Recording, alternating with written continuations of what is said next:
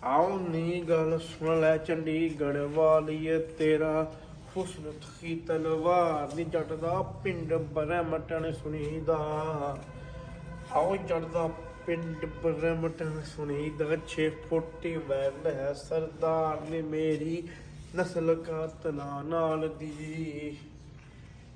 आओ मेरी नस्ल का तना नाल दी मेरे वर्गी मेरे यार नी ओ वड वड वैरी सुट दे। आओ नी ओ वड वड वैरी सुट दे जो कसाई विच बाजार में हानिकारक तेरी सेहत लई। आओ नी मैं हानिकारक तेरी सेहत लई ना मैनू सहन ता मार मैं हानिकारक तेरी सेहत लई। नी मैं एक मूँह नाल भर दियां कल आउण वाला अखबार केड़ा कदों उंदे कोल भेजना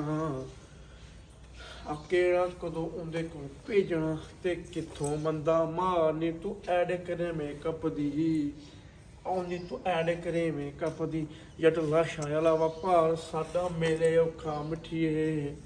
आओ साडा मेले औखा मिठिए ना एवें टकरा मारनी ना एवें टकरा मार। नहीं मैं सैटेलाइट वाले फोन ते ओ कर रबना कारोबार केड़ा कदों उंदे कोल भेजना। आओ केड़ा कदों उंदे कोल भेजना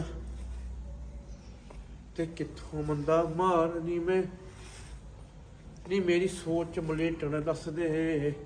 आओ मेरी सोच मलेटन दस दे मैं लिखदा जने विचार नी बस गीत गवाया मौत दे। आओ नी बस गीत गवाया मौत दे मूसे आला नहीं हो नचार मूसे आला नहीं हो नचार। ठीक है मैं